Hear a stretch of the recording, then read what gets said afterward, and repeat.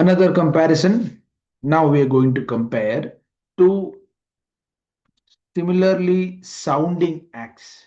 The first one is the Industrial Employment Standing Orders Act. The standing order should be in brackets, 1946, versus the Industrial Disputes Act of 1947. Even though the word industrial is there in both of these things, they mean the objective of these two acts is completely different. Let's explore them. Again, I'm not getting into the details, the nitty-gritty of it. Please refer to the separate acts. Here I'm giving you a comparison so that you do not get into any kind of confusion. See, the Standing Orders Act, Industrial Employment Standing Orders Act, is to define clear service conditions. Okay, is to define clear service conditions. How much should the working hours be? What should be the termination conditions be? Uh, Work conditions. Okay, work rules. Setting basic work-related rules, service conditions. On the other hand, the Industrial Disputes Act talks about dispute resolution. Once a dispute arises, once problems between the employer and employees start, uh, basically it sets off what should be done then. That this is the act where you get to see strikes and lockouts and all of those things. So the goal here is to prevent disputes through having some clarity regarding service conditions, and there it is to maintain the Industrial Disputes Act. The idea is to maintain industrial peace through dispute resolution. So the coverage is again standing orders with any establishment with more than 100 workers. Any establishment with more than 100 workers, Industrial Disputes Act, it covers way more establishments. Okay, 10 plus. Okay, any establishment with more than 10 or more employees. So, but the condition is power. 10 or more employees that use power. The organization should use power. Power means electricity. Or 20 plus 20 or more employees if they do not use power, which means hand looms and all that stuff.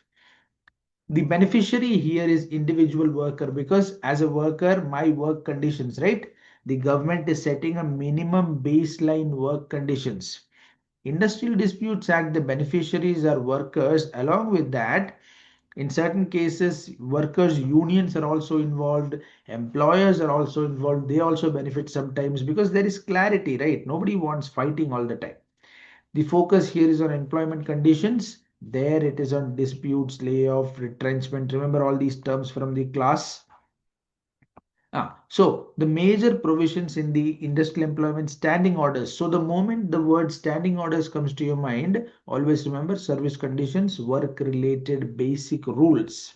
So the mandatory drafting and certification of standing orders, which means every establishment with more than 100 workers should draft standing orders, take it to a certifying officer and get it certified. Remember, it should include classification of workmen. It should have detailed rules regarding attendance, shifts, the hours, working hours, holidays, leave, everything. What are the disciplinary procedures? What are the termination procedures? Okay, and these should be displayed at a place where everyone can clearly see them. So Standing Orders Act is basically regarding what? Work conditions and clarity in them. On the other hand, the Industrial Dispute Act is mostly regarding what? Once a problem arises, a dispute arises regarding, remember the major disputes that we had mentioned: strikes, lockouts, retrenchments, closures. Please go read up what these are. Or other unfair labor practices are prohibited. There should be certain procedures for layoffs, closures, retrenchments. Remember, a notice should be given, compensation should be given. What exactly is the compensation and all? Please go read up. And regulations relating to strikes and lockouts. Remember, if something is already sub judice, if something is already, suppose you have made a complaint, and it is already under review, you should not do strikes and lockouts. Remember, so all these things. come under this act. And the types of industrial disputes, it starts from basic wages, allowances, work hours and everything, working conditions. And along with that, the other terms, retrenchment, layoffs, closure, discharge, dismissal, anything.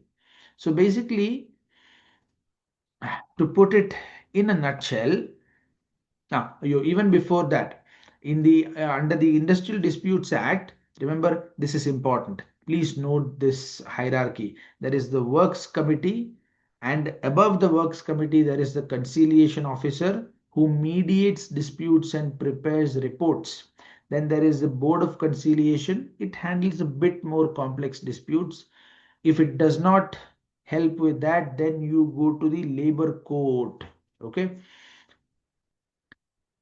Above that, there is the Industrial Tribunal, then there is the National Level Tribunal, and then you can also have go for voluntary arbitration. Remember the three important terms under the Industrial Disputes Act: conciliation, arbitration, and adjudication. Conciliation, arbitration, and adjudication.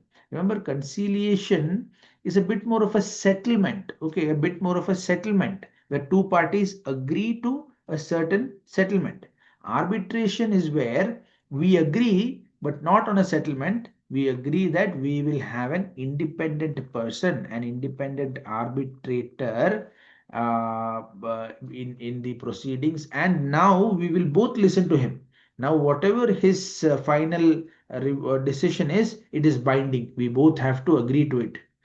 And adjudication is what? Adjudication, now arbitration also, suppose no result, no positive outcome, now we go to the court. Adjudication related to court, labor court, tribunal, whatever. And so, to put it in a nutshell, the relationship between these two acts, the industrial employment standing orders are basically some clarity regarding work conditions, working conditions, workplace rules. It reduces disputes through clear rules, right? On the other hand, the Disputes Act resolves disputes after they arise. So basically, these two acts together, they take care of the before and the after scenario.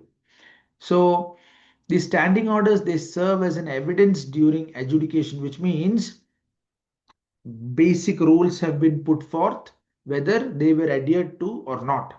So in a way, it can be said that both of these acts, they complement each other to maintain industrial peace. So I guess it gives you somewhat of a clarity. Again, please be very careful.